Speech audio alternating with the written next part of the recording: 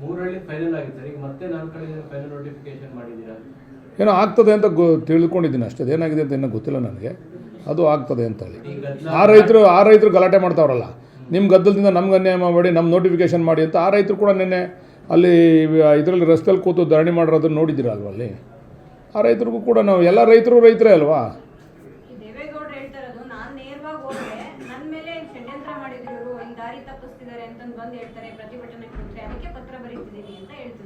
ಪ್ರತಿಭಟನೆ ಕೂರೋದು ಈ ವಿಚಾರದಲ್ಲಿ ಪ್ರತಿಭಟನೆ ಕೂರೋದು ಬೇಡ. ಮೇಕೆದಾಟು ಇಶ್ಯೂ ಇದೆ, ಮಹದಾಯಿ ಇಶ್ಯೂ ಇದೆ, ತುಂಬ ಜ್ವಲಂತ ಸಮಸ್ಯೆಗಳು ರಾಜ್ಯಕ್ಕೆ ಭಾಳಷ್ಟು ಅನುಕೂಲ ಆಗಬೇಕಂತ ಇಶ್ಯೂ ಇದೆ. ಅದರಲ್ಲಿ ಹೋಗಿ ನರೇಂದ್ರ ಮೋದಿ ಅವ್ರ ಥರ ಧರಣಿ ಕೂತ್ರೆ ಬಹುಶಃ ರಾಜ್ಯಕ್ಕೆ ಅನುಕೂಲ ಆಯ್ತದೆ. ಇದು ಕುಮಾರಸ್ವಾಮಿ ಅವ್ರಿಗೆ, ನಿಖಿಲ್ ಕುಮಾರಸ್ವಾಮಿ ಅವ್ರಿಗೆ ಮೆಚ್ಚಕ್ಕೆ ಬಂದು ಧರಣಿ ಕೂತ್ರೆ ಅದಕ್ಕೆ ನಾವೇನೋ ಅದಕ್ಕೆ ಉತ್ತರ ಕೊಡೋಕ್ಕಾಗಲ್ಲ. ಅವರೇ ಮಾಡಿದ್ರಲ್ಲ 2000 ಎಕರೆ, ಯಾಕೆ ಧರಣಿ ಕೂರಲಿಲ್ಲ? ಅಲ್ಲಿ ಹೋಗಿ ಯಾಕೆ ಬಿಡಲಿಲ್ಲ ರೈತರದ್ದು ಹಾಸನದಲ್ಲಿ? ಆ ರೈತರಿಗೆ ಯಾಕೆ ನ್ಯಾಯ ಕೊಡಿಸ್ಲಿಲ್ಲ ಹಂಗಾದ್ರೆ? ಅಂದರೆ ಇದರ ಅರ್ಥ ಹಿನ್ನೆಲೆ ಏನು? ದೇವೇಗೌಡರ ಕುಟುಂಬ DK ಶಿವಕುಮಾರ್ ಅವರ ವಿರುದ್ಧ ಷಡ್ಯಂತ್ರ ಮಾಡ್ತಾ ಇದೆ ಅಂತೇಳಿ ಅದು ಜನರಿಗೆ ಅರ್ಥ ಆಗ್ತದೆ, ಜನರು ತೀರ್ಮಾನ ಮಾಡ್ತಾರೆ.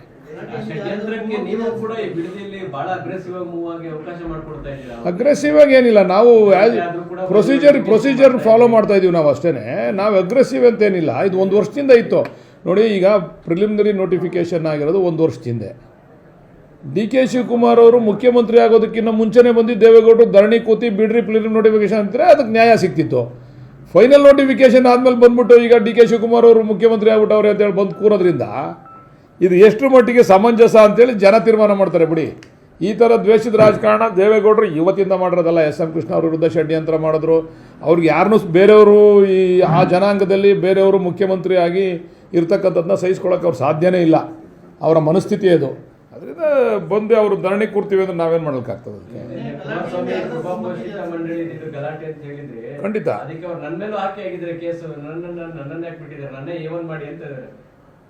ಇಲ್ಲ, ಅಲ್ಲಿ ಬಂದಿದ್ರೆ ಅವ್ರನ್ನೂ ಮಾಡ್ತಿದ್ರೇನೋ. ಗಲಾಟೆಯಲ್ಲಿ ಬಂದು ಅವರು ಪೊರಕೆ ಹಿಡ್ಕೊಂಡು ಚಪ್ಪಲಿ ಹಿಡ್ಕೊಂಡು ಬಂದಿದ್ರು, ಅವ್ರನ್ನೂ ಮಾಡ್ತಿದ್ರು. ಅವ್ರೇನು ಹಿಡ್ಕೊಂಡು ಬಂದಿಲ್ವಲ್ಲ.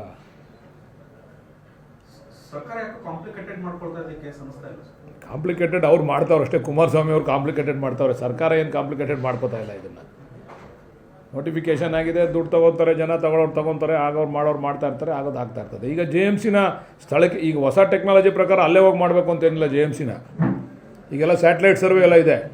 ಸ್ಯಾಟಲೈಟ್ ಸರ್ವೆ ಮಾಡೋ ಕೂಡ JMC ಮಾಡ್ಬೋದು. ನಾವೇನಂದರೆ ಸ್ಥಳೀಯವಾಗಿ ಹೋದರೆ ಸಣ್ಣ ಪುಟ್ಟ ಗಿಡಗಳಿಗೆ ಅನುಕೂಲ ಆಗ್ತದೆ ಅಂತೇಳಿ.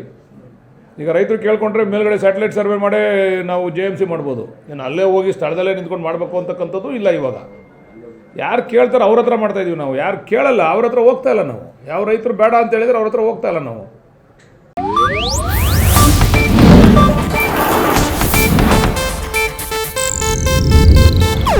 ಇದು ಏಷ್ಯಾನೆಟ್ ನ್ಯೂಸ್ ನೆಟ್ವರ್ಕ್ ಪ್ರಸ್ತುತಿ.